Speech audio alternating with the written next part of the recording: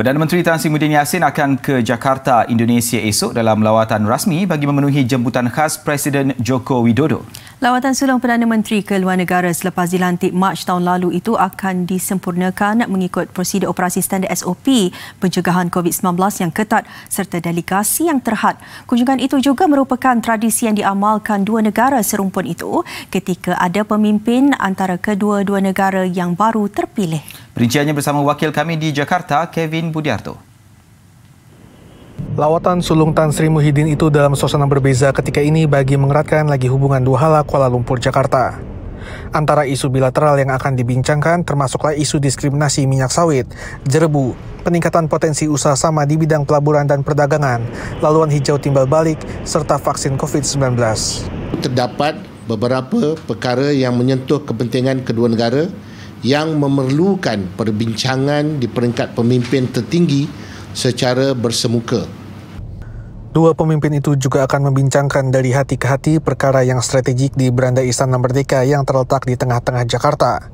Pertemuan juga akan membangkitkan soal amalan berkaitan pandemik COVID-19 termasuk vaksin, upaya mempermudah kepulangan rakyat kedua-dua negara, serta memastikan kebajikan rakyatnya terpelihara. Laluan hijau timbal balik akan berikan kemudahan lawatan kerja syarikat-syarikat Malaysia Indonesia dengan mengedepankan protokol kesehatan dan prosedur imigrasi yang terpelihara. Indonesia adalah rakan dagang nomor 9 di peringkat global dan nomor 3 di kalangan negara ASEAN. Kita melihat bahawa RJ ini adalah penting untuk memastikan kerjasama ekonomi dan perdagangan di antara Malaysia dan Indonesia terus ditingkatkan. Mana persediaan kita buat sekarang, bila akan dilaksanakan akan ditentukan oleh kedua-dua negara. Lawatan ini sepatutnya diadakan beberapa bulan selepas pelantikan Perdana Menteri Tan Sri Muhyiddin Yassin, namun ditangguhkan. Sebelum ini, Jokowi turut menerima lawatan rasmi Perdana Menteri Jepang Yoshihide Suga, Menteri Luar Amerika Syarikat Michael Pompeo, dan Menteri Luar Negara China Wang Yi. Kevin Budiarto melaporkan dari Jakarta, Indonesia. Dalam hal itu, Perdana Menteri telah meminta agar lawatan rasmi berkenaan disingkatkan kepada kurang daripada 24 jam. Ia termasuk melakukan saringan sebelum, berlepas dan selepas ketibaan di tanah air selain kuarantin wajib kepada semua delegasi. Menurut kenyataan Wisma Putra, lawatan rasmi berkenaan akan bermula pada pagi Jumaat. Selepas perbincangan empat mata, kedua-dua pemimpin akan menunaikan solat Jumaat di Masjid Baitur Rahim yang terletak dalam Istana Merdeka.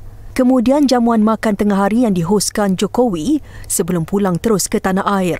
Presiden Jokowi juga telah mengarahkan tempat rasmi pertemuan yang sepatutnya diadakan di Istana Bogor di Jawa Barat dipindahkan ke Istana Merdeka di Jakarta atas sebab logistik delegasi Malaysia.